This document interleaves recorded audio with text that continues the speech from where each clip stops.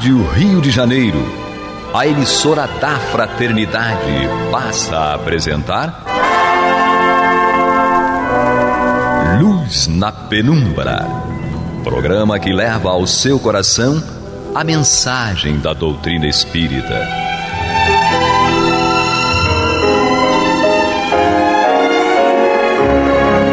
E com vocês, Eduardo Araújo, para o estudo de O Livro dos Médiuns, da obra codificada por Allan Kardec. Olá, prezados amigos da Rádio Rio de Janeiro, sejam todos muito bem-vindos. Está entrando no ar o programa Luz na Penumbra, para juntos estudarmos o Livro dos Médiuns de Allan Kardec, comigo Eduardo Araújo, com ela Maria de Fátima Miranda. Que Jesus nos conduza. E ele, Paulo Renato. Deus nos abençoe. Na técnica, o nosso Pablo. E juntos aqui vamos dar continuidade. Você pegue o seu livro aí para acompanhar o nosso estudo, já que é um estudo sistematizado. Lemos todo o Livro dos Médiuns, estudamos o Livro dos Médiuns. Estamos no capítulo 3, que trata do método. E hoje nós vamos para o item de número 30. Então vamos lá, Allan Kardec vai dizer o seguinte: convirá se procure convencer um incrédulo obstinado? Já dissemos que isso depende das causas e da natureza da sua incredulidade. Muitas vezes, a insistência em querer persuadi-lo o leva a crer em sua importância pessoal, o que, a seu ver, constitui razão para ainda mais se obstinar. Com relação àquele que se não convenceu pelo raciocínio, nem pelos fatos, a conclusão a tirar-se é que ainda lhe cumpre sofrer a prova da incredulidade. Deve-se deixar à providência o encargo de lhe preparar circunstâncias mais favoráveis. Não faltam os que anseiam pelo recebimento da luz, para que se esteja a perder tempo com os que a repelem. Muito bom aqui a recomendação de Allan Kardec, muito boa, no sentido de que muitos companheiros espíritas ficam angustiados em tentar convencer o outro da realidade dos fenômenos espíritas e da própria doutrina. Isso é um grave erro. Allan Kardec diz aqui claramente que nós devemos buscar auxiliar aqueles que querem aprender, que querem conhecer, e deixar à vontade aqueles que não querem, porque tudo tem o seu tempo. Às vezes a pessoa hoje não está preparada para essa informação, mas amanhã a vida, os aprendizados, as dores farão com que ela possa se abrir a isso. Temos aí o conhecimento de muitos e muitos irmãos que se consideravam ateus e, de acordo com as circunstâncias, com as experiências e, sobretudo, as dores, acabaram se abrindo, acabaram estando preparados, para ouvir, para poder meditar sobre a realidade da vida espiritual. Não é isso, Paulo Renato? Justamente. Não é por outra razão que Jesus falou para os apóstolos não irem ter com os gentios, mas as ovelhas desgarradas da tribo de Israel, porque elas estavam em condições melhores de receber aqueles ensinos. Então, realmente, devemos nos respeitar uns aos outros, no que diz respeito às próprias convicções, entendendo que, às vezes, a pessoa se coloca, como diz Kardec aqui, numa posição de importância, que ela não tem, mas pensa ter. Então, a nossa insistência em fazê-la compreender aquilo que nós compreendemos só faz ressaltar a ela própria essa falsa importância que ela se dá. Então, para que nós não alimentemos o ego do outro, nem o nosso, em dizer que convenceu um incrédulo, é bom que nós respeitemos as pessoas no seu campo de entendimento e, como o Kardec diz aqui, deixemos que a providência, o encargo de preparar as circunstâncias mais favoráveis, porque nós não conhecemos o histórico daquele com quem conversamos, o histórico espiritual. Não sabemos das suas inibições, frustrações, não sabemos das suas intenções, só vemos a pessoa por aquilo que ela faz questão de nos apresentar naquele momento. Então, nessa tentativa, que não deve obter muito sucesso, mas nessa tentativa de convencer e às vezes até de submeter o outro aos nossos caprichos ou às nossas convicções, ela vai ser frustrada porque nós não conhecemos esse histórico espiritual da criatura. Deixemos isso por conta dos benfeitores dela. Assim como acontece conosco, os benfeitores não nos constrangem a raciocinar com seu raciocínio superior. Eles nos dão, como dizia Paulo, o alimento que podemos digerir. E isso é respeito, né? Dar à pessoa tão somente aquilo que ela possa compreender não é indiferença, é respeito para com a pessoa. Maria de Fátima Miranda. É porque na tentativa de convencer alguém, nós supervalorizamos a opinião do outro, não é? E nós vemos que Jesus, ele semeou a boa palavra, a boa nova, mas ele não se ateve a querer remexer e impor ao outro aquilo que ele estava trazendo para nós. Aquele que já está de boa fé, de boa vontade, esse já tem um campo íntimo receptivo. E aí nos lembramos de Kardec, quando ele vai refletir e nos vai falar sobre os espíritas de Lyon, que eram simples, né, dentro daquele contexto social da época, mas tinham uma perfeita receptividade àquilo que a doutrina espírita trazia. Isso aí. Vamos dando sequência aqui, terminar esse item 30. Kardec diz o seguinte: dirigi-vos, portanto, aos de boa vontade, cujo número é maior do que se pensa, e o exemplo de suas conversões, multiplicando-se mais do que simples palavras, vencerá as resistências. O verdadeiro espírita jamais deixará de fazer o bem, lenir corações aflitos, consolar, acalmar desesperos, operar reformas morais, essa a sua missão. É nisso também que encontrará satisfação real. O espiritismo anda no ar, difunde-se pela força mesma das coisas, porque torna felizes os que o professam. Quando o ouvirem repercutir em torno de si mesmos, entre seus próprios amigos, os que combatem por sistema, compreenderão o insulamento em que se acham e serão forçados a calar-se ou a render-se. Então, o melhor a fazer-se é dar o próprio exemplo, não é isso, Maria de Fátima Miranda? Sim, é o que Kardec fez, né? Principalmente naquela época, onde outros companheiros que eram tão estudiosos quanto ele, se julgavam de um raciocínio tão claro, não conseguiam compreender e aceitar aquilo que ele estava fazendo, o próprio trabalho de codificar.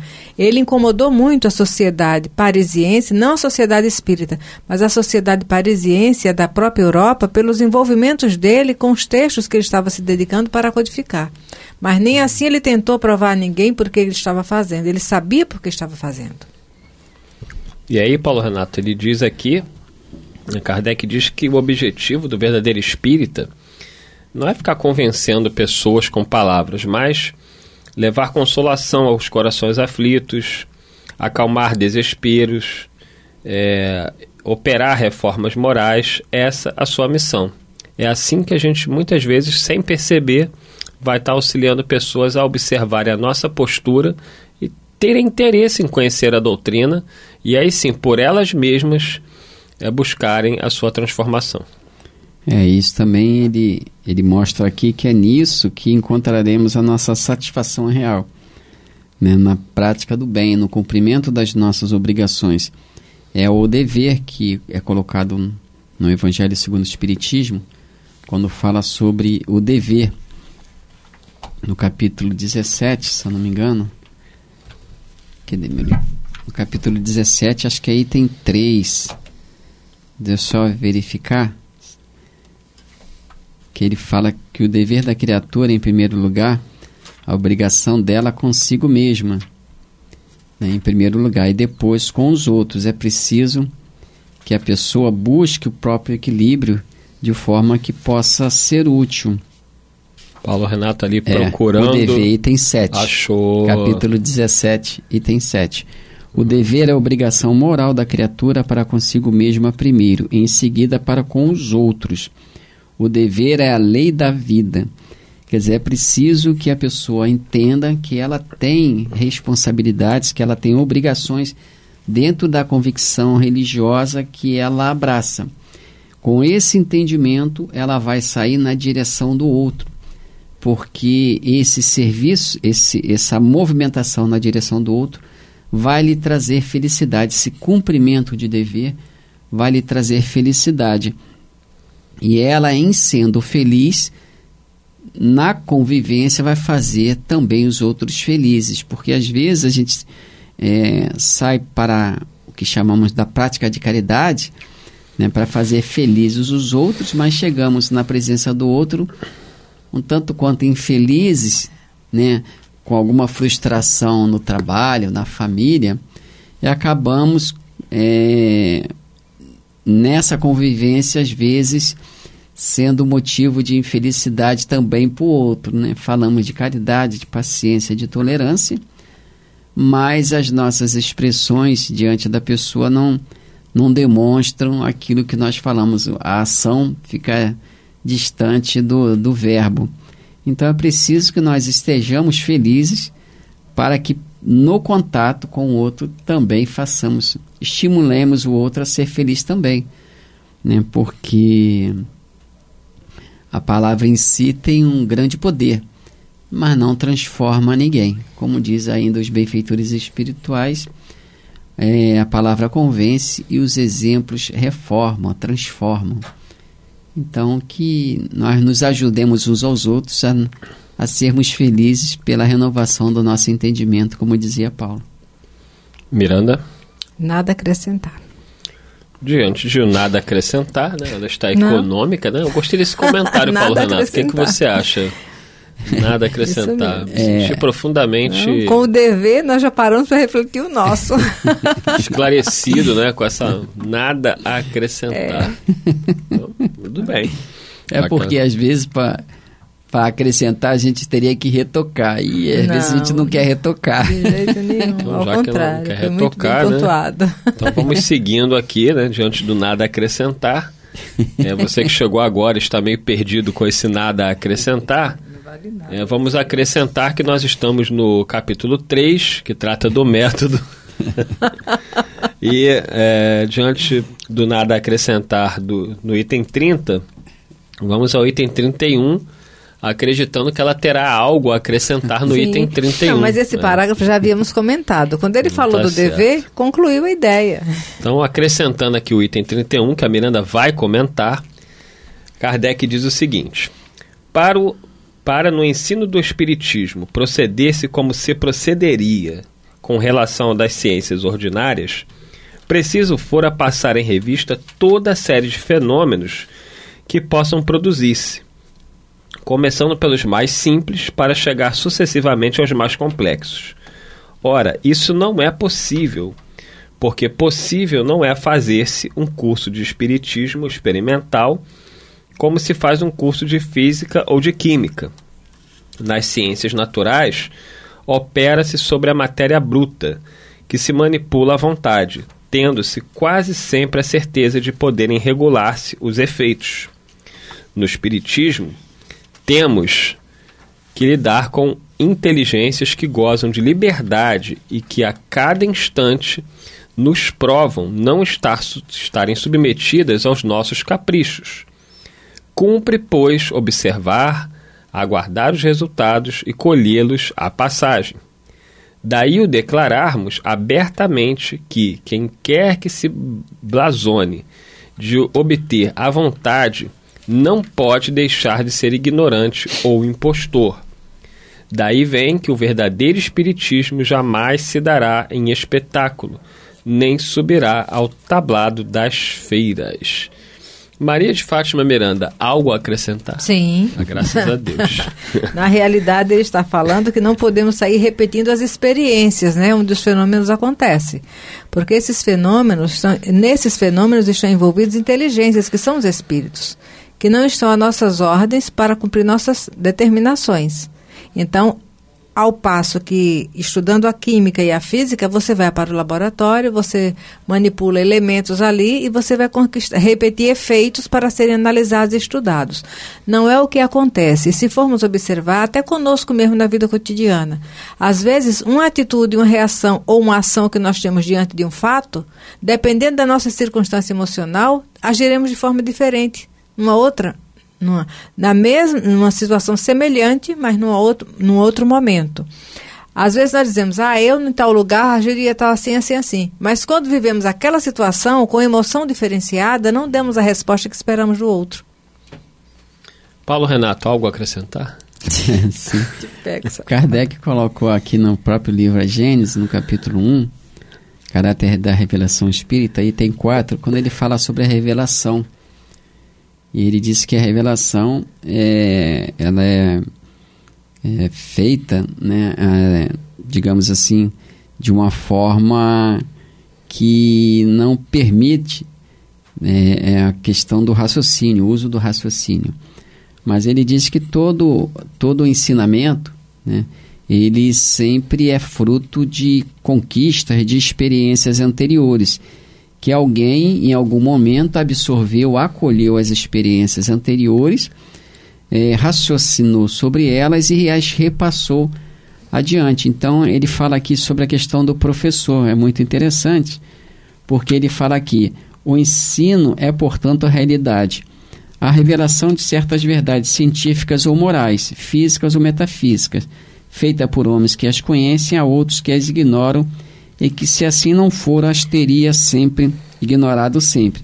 Então ele mostra aqui que realmente não é possível, inclusive no Espiritismo, fazer-se um curso completo da doutrina espírita, repassando todas as passagens em que Kardec observou, analisou, comparou. Ele coloca isso inclusive no próprio Evangelho segundo o Espiritismo. Então não é possível fazer um curso completo nesse sentido. Na questão da revelação, isso é mais fácil, porque alguém veio do mundo espiritual, lá como Moisés, né?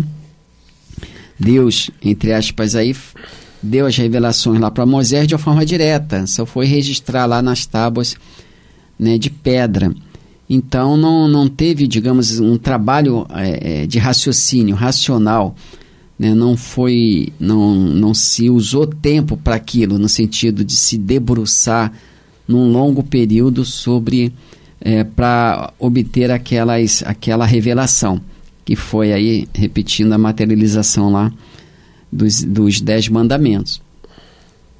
Mas na questão do Espiritismo a coisa fica mais complicada, porque o Espiritismo não é uma revelação nesse sentido.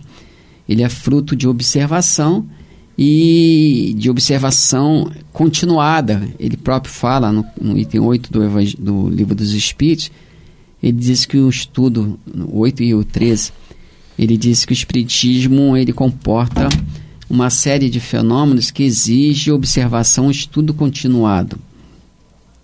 Então, quando ele fala aqui que realmente não é possível se fazer um curso completo experimental de Espiritismo, é nesse sentido, mas que dá para se aprender com aquelas situações que ele chama situação de passagem, né? Com as observações pontuais, como a gente faz na casa espírita, né? Numa reunião mediúnica, por exemplo, a gente está repetindo muito simplesmente, muito reduzidamente, aquela experiência que Kardec passou lá atrás para montar o Livro dos Espíritos. Quer dizer, quando a gente conversa com um desencarnado e ele fala das experiências dele, nós estamos de alguma forma dentro desse campo aqui de experimentação, mas, repetindo, muito reduzidamente. Nós não estamos fazendo esse curso completo de espiritismo experimental. Mas é preciso aprender com as situações de passagem, né? E às vezes a gente não faz isso, né? A gente acredita que essas situações que ele chama de passagem, que se dão nas reuniões mediúnicas especialmente, elas não devam ser objeto de uma atenção maior. A gente muitas vezes fica, usando uma palavra que todo mundo usa, engessado, né? Naquela situação do consolo, né? Falando para o espírito que ele precisa se esclarecer sobre a sua atual situação. Falamos de Jesus e tudo mais que tem que ser dito mesmo, mas esquecemos de sondar o mundo espiritual, como Kardec o fez, nesse sentido de a gente pensar conosco mesmo, por que ele está assim, né?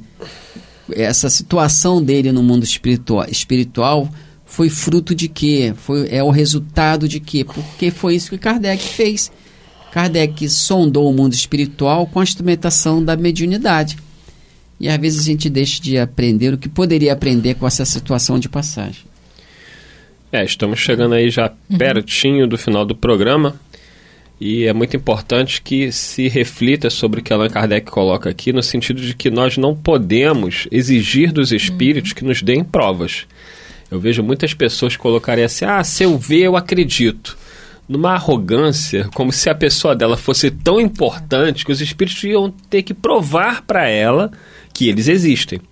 E os espíritos não estão à nossa disposição, Maria de Fátima Miranda. Porque eles raciocinam. Imagina, nós, encarnados aqui, qualquer pessoa que chegue, que peça, que ordene, vai ser atendido, vai ser a solicitação de imediato? Não vai. Né? Então, eu tenho muito cuidado, né, quando lido com os espíritos, de forma a não desrespeitá-los, né, com as nossas curiosidades vazias. O máximo que eu faço é, quando tem uma pessoa que está precisando de ajuda, é pedir, se for possível, a espiritualidade, uma orientação. Sim.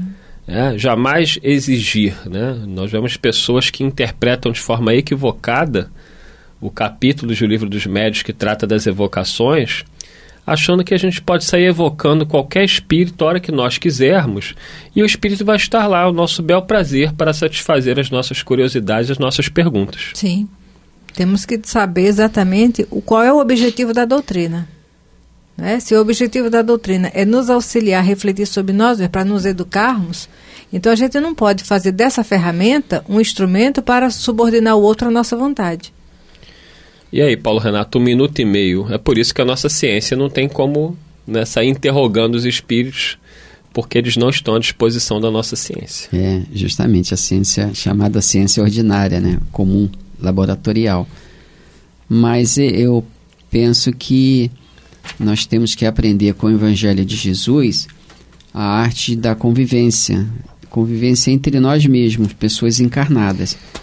Uma vez conseguida algum êxito nessa arte de conviver, eu acredito que a nossa relação com o mundo espiritual se dará com mais proveito, tanto para nós quanto para eles, porque nós convivemos de uma forma geral com o mundo espiritual exatamente de acordo como convivemos uns com os outros aqui, com a mesma arrogância com que muitas vezes nos tratamos, será essa arrogância com que trataremos o mundo espiritual. É isso aí, fica a reflexão e o aprendizado, né, para todos aqueles que lidam em reuniões mediúnicas, em experiências com os espíritos, para que se tenha respeito e saibamos esperar as determinações que vêm do alto, porque eles nunca irão nos deixar o desamparo, e aquilo que for necessário será feito sempre com o intuito de ajudar. Então vamos encerrando por aqui, mas semana que vem daremos continuidade ainda no capítulo 3 e concluindo o item 31. Até lá, muita paz a todos. Que Jesus nos conduza.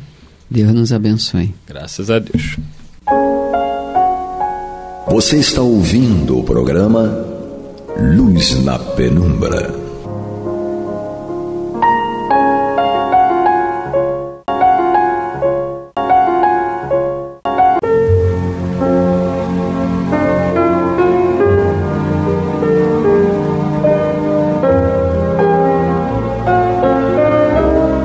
A Rádio Rio de Janeiro está levando ao seu lar e ao seu coração a mensagem consoladora da doutrina espírita, através do programa Luz na Penumbra.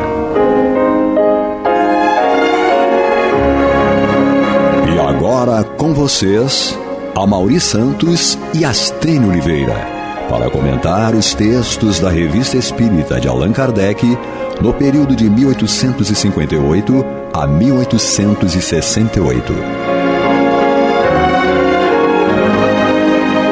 Olá, Olá, meus amigos queridos, meus irmãos. Estamos aqui mais uma vez para analisarmos a Revista Espírita de 1858 a 1868. Mas estamos no início, né? Ainda estamos no início.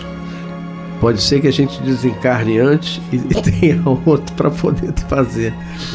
Eu, Amaury Santos, Astênio Evangelista de Oliveira, e o nosso irmão Jefferson, o nosso amigo que também comigo aqui analisa e lê com boa vontade os textos. Astênio, como é que estamos aí, a página, onde nós paramos? Olha, meu amigo, nós estamos estudando a Revista Espírita do mês de março de 1858. Perfeito. Você vê que já avançamos bastante, começamos em janeiro, né? Então, e aí, na Revista Espírita de março de 1858, nós começamos a estudar no nosso último programa um texto de Allan Kardec, né, publicado na revista, intitulado Júpiter e Alguns Outros Mundos, né?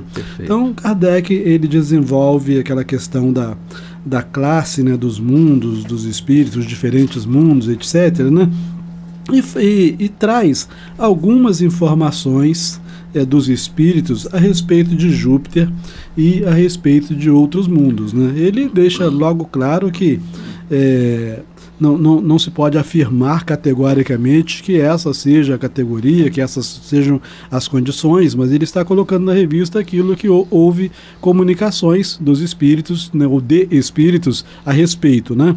Bom, e aí, dando continuidade ao tema, Kardec diz o seguinte: quanto à aplicação que podemos fazer de nosso raciocínio aos diferentes globos de nosso turbilhão planetário, só temos o ensino dos espíritos. Então ele já está dizendo assim, o nosso único fundamento aqui é o ensino dos espíritos, porque se estamos tratando de condições de vida em outros planetas, não será na ciência terrena que nós vamos conseguir essas informações. Né? Verdade. Não temos. Então ele fala assim, quanto à aplicação que podemos fazer de nosso raciocínio aos diferentes globos de nosso turbilhão planetário, só temos o ensino dos espíritos. Ora, para os que só admitem provas palpáveis, é positivo que sua assertiva a esse respeito não tenha a certeza da experimentação direta, né? Então, que eu falei assim, não tem prova científica de que essas sejam as condições desses outros mundos, né? Porque é importante a gente ter esse cuidado que Kardec teve, para a gente não sair divulgando para tudo que é lado que a condição de Marte é esta, que a condição de Júpiter é aquilo, né? Houve uma revelação deste ou daquele espírito a respeito. Agora, se é de fato, a gente não pode afirmar. Porque a ciência na época, né, nós estamos falando de o século XIX. Início da metade, segunda metade do século XIX, início da segunda metade. Então, a astronomia, apesar de já existir, não era poderosa como hoje é, né? Sim. Então, hoje a gente tem certezas, mas na época, como Kardec era um homem que se pautava na metodologia científica em que você prova aquele fenômeno, aí era apenas as palavras dos espíritos. Sim. E até alguns que viviam nesses planetas, né, e que passavam, mas sem nenhum tipo de prova evidente. Para a gente tem um relativo valor, né, para a gente, eu digo para nós espíritas, né, tem um relativo valor, porque, em princípio, na dúvida, pode ser que aquilo seja verdadeiro, né, que aquilo seja real. Pelo menos Kardec fala, a probabilidade existe, né, porque está de acordo com a escala dos mundos, né, esse tipo de coisa. Bom, então ele prossegue dizendo o seguinte: entretanto, diariamente não aceitamos confiantes as descrições que os viajantes nos fazem de países que jamais vimos. Olha o raciocínio de Kardec. Ele fala assim, nós encontramos com um determinado viajante que diz que foi a Paris ou, né, a África, e ele descreve, a gente nunca foi lá, mas a gente acredita porque ele diz que foi lá. Exatamente. Né? Não é isso? Então ele fala assim, entretanto, diariamente não aceitamos confiantes as descrições que os viajantes nos fazem de países que jamais vimos. Se só devêssemos crer no que vemos, creríamos em pouca coisa. Verdade, né? Então, Kardec fala assim, bom, não tem nada a ver de fé cega você acreditar naquilo que você não vê. Sim. Né? Obviamente que se você acredita naquilo que você não vê, se te parecer razoável, né? Se tiver alguma... uma certa lógica. Isso, né? uma certa relação com aquilo que você vê, não é isso? Perfeito. Então, porque a gente sabe aqui no planeta Terra, 70% do planeta é composta de água. A população da água é diferente da população da terra, é diferente da população do ar, né? Mas são condições de vida diferentes dentro do mesmo planeta, né? Com certeza. Então, prosseguindo assim, o que aqui dá certo valor ao que dizem os espíritos é a correlação existente entre eles, pelo menos quanto aos pontos principais. Me parece que quando Kardec usa a palavra correlação aqui, ele está dizendo a coerência, né, porque são informações trazidas por mais de um espírito e no mesmo sentido. Sim. Então ele faz o que nos dá certa tranquilidade é essa correlação, né, entre as comunicações. Sim. Ok? Então ele fala assim, o que aqui dá certo valor ao que dizem os espíritos é a correlação existente entre eles, pelo menos quanto aos pontos principais. Então ele já está chamando a atenção para a gente. Os espíritos apresentam, às vezes, algumas incoerências, mas em relação aos pontos secundários, não em relação aos pontos principais. Sim. Né? Bom, para nós que temos testemunhado essas comunicações centenas de vezes, que as temos apreciado em seus mínimos detalhes, que lhes investigamos os pontos fracos e fortes, que observamos as similitudes e as contradições, nelas encontramos todos os caracteres da probabilidade. Percebeu? Eu falei assim, é provável. É provável. Então, Kardec, muito tranquilo, diz assim, eu não estou afirmando nada, né? Só estou dizendo que pode ser, né? É provável. É né? como ele deu essa imagem do viajante que vai a países que nós nunca fomos, né? Sim. E nos narra. Então, a probabilidade de tá certo, Sim, né? pode estar exagerando, pode não ter observado corretamente, pode não ter observado tudo. Exatamente. Né? Porque até um determinado espírito que tenha visitado, digamos que ele não seja habitante daquele planeta sobre o qual ele está falando, mas que ele tenha visitado o planeta, uma visita não te leva a conhecer um planeta de jeito nenhum. Né? Uma visita a uma cidade não nos leva a conhecer uma cidade, né? Então, um espírito pode estar narrando aquilo que ele viu, aquilo que ele percebeu num determinado planeta, mas aquilo não ser a realidade total do planeta. Com certeza. Então, prosseguindo com Kardec, nosso mestre lógico, né? Lógico. Vamos aprender a raciocinar de qualquer jeito estudando Kardec, não é isso? Então vamos prosseguir. Fala assim, contudo, não as damos senão como inventário, como levantamento, não é isso? E a título de ensinamentos, de que cada um será livre para dar a importância que julgar conveniente. Então Kardec, de algum modo, se protegeu logo. Olha, não me joguem pedras, porque eu estou passando aquilo que eu ouvi falar. Isso aí. Tá certo?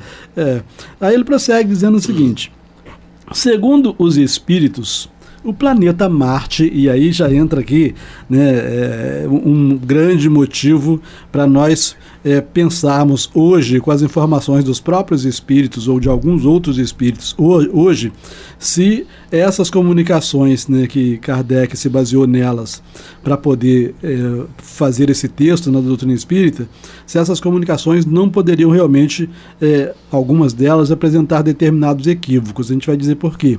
Então a gente fala assim, segundo os espíritos, o planeta Marte seria ainda menos adiantado que a Terra. Tá? Então, tem uma nota do tradutor, então você vê que a questão é tão grave que o próprio tradutor já fez uma nota de rodapé aqui. Então, o tradutor diz o seguinte, trata-se de mera suposição, sem o que Kardec não teria empregado o verbo ser no condicional. Então, olha o que o Noleto observou, né? O Kardec fala assim, segundo os espíritos, o planeta Marte seria, né? Então, ele não fala isso. Entendeu? Então, pode ser. Isso, né? Pode ser. Então, mera suposição. Kardec está colocando como mera suposição. Né? Então, eu acho que o Noleto foi bastante atento, né, a essa questão. Né? Então, ele fala assim, segundo os espíritos, o planeta Marte seria ainda menos adiantado que a Terra. Os espíritos ali encarnados parecem pertencer quase que exclusivamente à 9ª classe. Nós já estudamos aqui as classes, né? Sim. Então, a 9ª classe está lá naquela condição bastante ruim. Não é a pior, mas está, né, bastante ruim, né? Numa faixa assim de barbárie. Isso, Então, os espíritos ali encarnados parecem pertencer quase que exclusivamente à 9ª classe, a dos espíritos impuros, de sorte que o primeiro quadro que demos acima seria a imagem desse mundo. Então, esse primeiro quadro é quando ele estudou lá a questão das diversas ordens e classes, esse tipo de coisa, né? Então, já nesse início, né, a respeito dessa informação, né, que alguns espíritos deram à época a respeito de Marte, atualmente, se nós lermos, por exemplo, o livro Cartas de uma Morta, da Maria João de Deus, que foi mãe do Chico Xavier, ela descreve uma visita dela a Marte. E as condições de Marte, na visão da Maria João de Deus, são muito melhores do que da Terra. Sim. Né? Então a gente vê assim, seria contradição, ou seria aquela condição de que, aquela situação de que a Maria João de Deus observou Marte sob uma determinada ótica, e esse espírito que na época revelou observou sob outra ótica, porque, sei lá, em 150 anos, 170 anos, Marte não teria mudado tanto, né, da descrição de um mundo tão inferior, e agora a Maria João de Deus descrevia como um mundo melhor do que a Terra. Ou então, como você muito bem colocou, é a visão do espírito, a ótica do espírito, que naquele momento, quando narrou, e também a categoria desse espírito que narrou. Então, de repente, a categoria desse espírito que narrou a Kardec, naquele momento... não foi nem a Kardec, né? Ele narrou a algum médium, e o Kardec só leu as comunicações, isso, né? Isso, perfeito. E a Maria, João de Deus, já ouviu, por de repente ser um espírito mais evoluído, já via Marte com uma outra visão, uma outra ótica superior. E aí, então é como você falou, dá a impressão que um é diferente do outro, mas também a quem narra também, né? Porque essa visão é de acordo com a categoria desse espírito que naquela época informou ao médium. Sim. Então vamos prosseguir. Bom, de qualquer forma, aquele negócio, né? Hoje a gente tendo em vista que a Maria João de Deus escreveu, foi mãe do Chico Xavier, escreveu através do Chico Xavier, né, uma descrição de alguns orbes, inclusive Marte. Né? Então, em princípio, para a gente hoje é mais razoável que a gente fique com as informações da Maria João de Deus do que com as informações da época do Kardec. Né? Então, assim, vários outros pequenos globos estão com alguns matizes na mesma categoria. Então, na mesma categoria de Marte, considerando essa categoria de 9ª classe. Sim. Né? A Terra viria em seguida. A maioria de seus habitantes pertence incontestavelmente a todas as classes da 3ª ordem. Então, 3ª ordem, sabe, a última ordem, né? Sim. E aí, meu amigo, a gente não fica com vergonha, não? seu espírito de 3ª ordem. Não é? Então vamos lá, a Terra viria em seguida. A maioria de seus habitantes pertence incontestavelmente a todas as classes da 3ª ordem, e uma parte bem menor às últimas classes da 2ª ordem. Então existe uma certa mistureba na Terra, né? Sim. De espíritos que já estejam em classes ou ordens diferentes, esse tipo de coisa. Ele dividiu em 3 ordens, mas cada ordem várias classes, né? Sim. Bom, então vamos prosseguir aqui. Então a Terra viria em seguida, a maioria de seus habitantes pertence incontestavelmente a todas as classes da 3ª ordem e uma parte bem menor às últimas classes da 2ª ordem.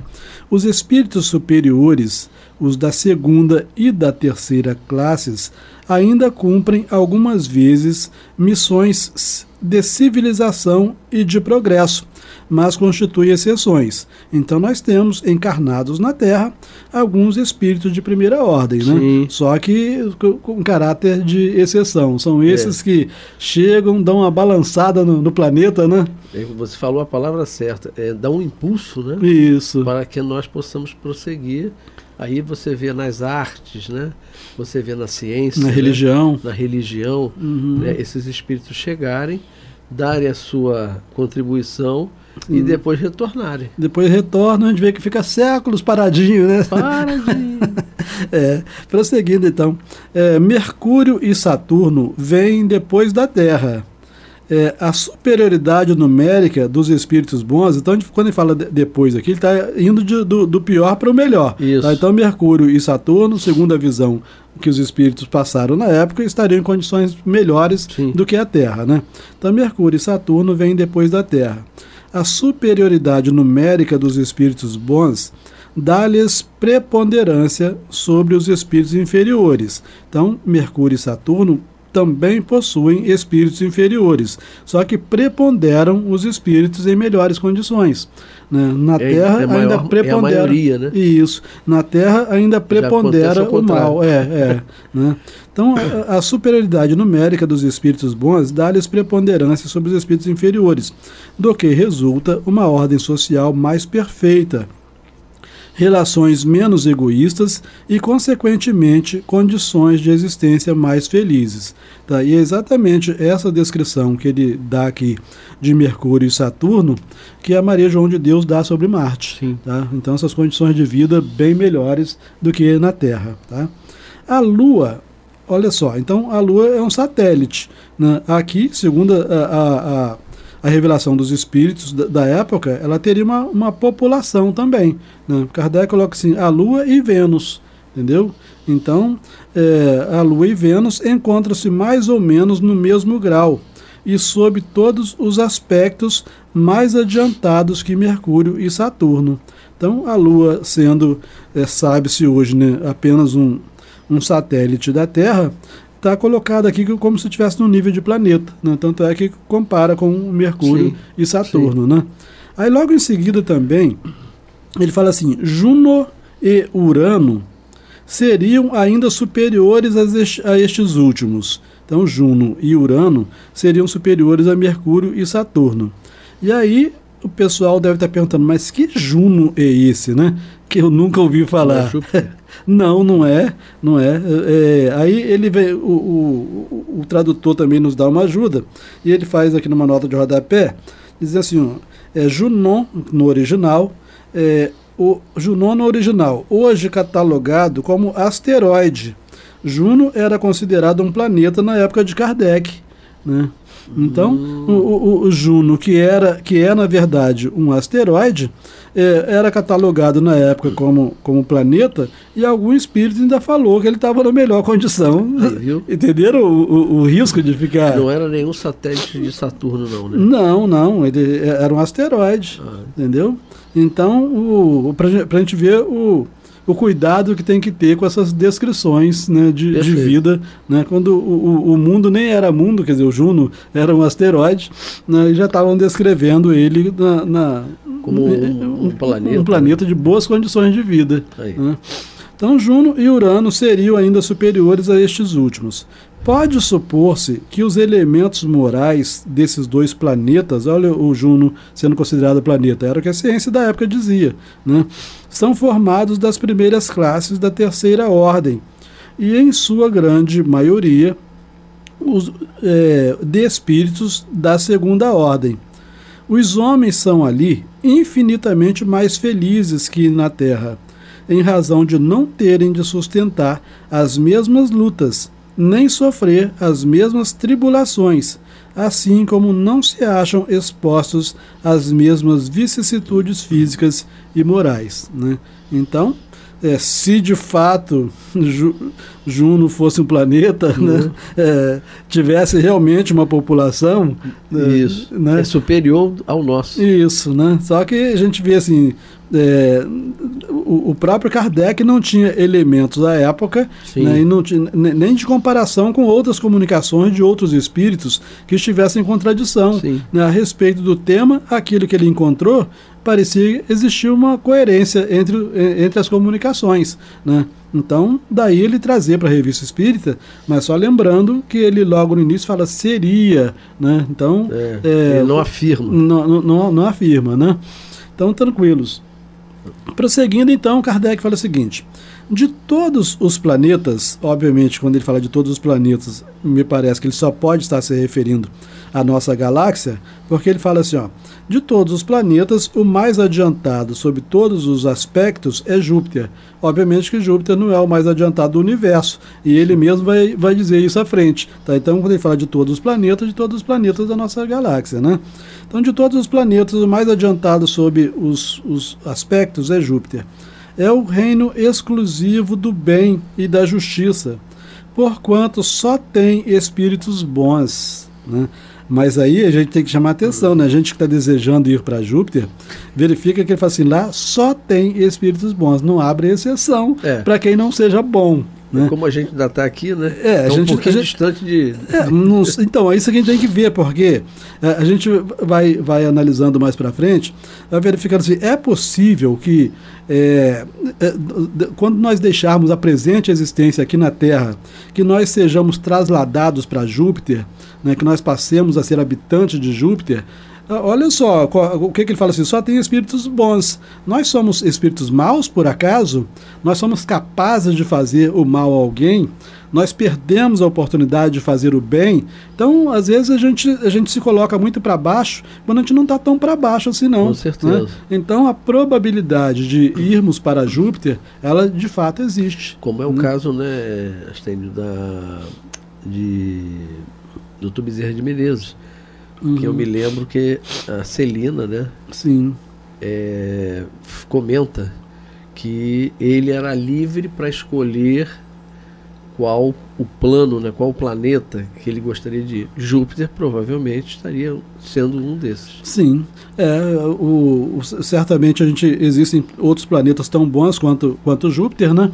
Isso. Ou até melhores do que Júpiter, mas hoje Júpiter pra gente já seria o ideal. Tá no paraíso. Como diz o outro, já seria a glória, né? Com certeza. Então, prosseguindo aqui, ele fala assim, ó, pode fazer-se uma ideia do estado feliz de seus habitantes, de Júpiter, né? Pelo quadro que demos de um mundo habitado apenas por espíritos de segunda ordem. Mas observemos que ele não coloca o Júpiter, né, pela descrição dos espíritos da época, ele não coloca como sendo um mundo de primeira ordem. Tá? Então ele não coloca como sendo espírito de primeira ordem, né? O mundo de primeira ordem. Sim. Júpiter ainda seria um planeta de segunda ordem. Entendeu? Mas muito melhor. Para quem está na terceira ordem. Seria um paraíso, né? Para quem está na terceira ordem, segunda ordem está ótimo. É o que nós dois estamos comentando aqui. Há dentro do nosso planeta diferentes classes. Então, essas diferentes classes, aqueles que já galgaram, né, como Chico, como Madre Teresa de Calcutá, Gandhi e outros, esses podem perfeitamente galgar um planeta desse nível, né? Vamos dizer assim, nós talvez estaríamos numa intermediária. Não, eu quero para um planeta melhorzinho. Não ia para Júpiter, mas ia para um que já era melhor no bem do que no mal. Sim. E aí, vamos completar na próxima? Isso, vamos para a próxima, né? Então, mas na próxima a gente continua com o mesmo tema ainda sobre os planetas, as condições de vida do planeta, Júpiter e alguns outros mundos. Então, meus irmãos, nesse momento, agradecemos a paciência de vocês, que nós vamos dar continuidade ao estudo. Eu, Amaury Santos, Astênio Evangelista de Oliveira e o nosso irmão Jefferson.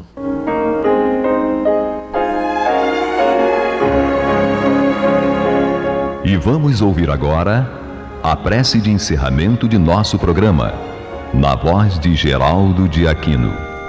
Jesus, dá-nos coragem para a luta, piedade para os insultos e misericórdia para as injustiças e ingratidões. Limpa nossa alma de inveja e ambições mesquinhas, de ódio e de vingança o nosso caminho. E que dentro em pouco, ao recolher-nos de novo ao calor do nosso leito, para que o sono nos dê a paz e o esquecimento das tristezas humanas, possamos sentir, Senhor, no mais íntimo de nosso ser, a doçura indefinível do teu amor e a grandeza incomparável da tua divina presença. Que assim seja.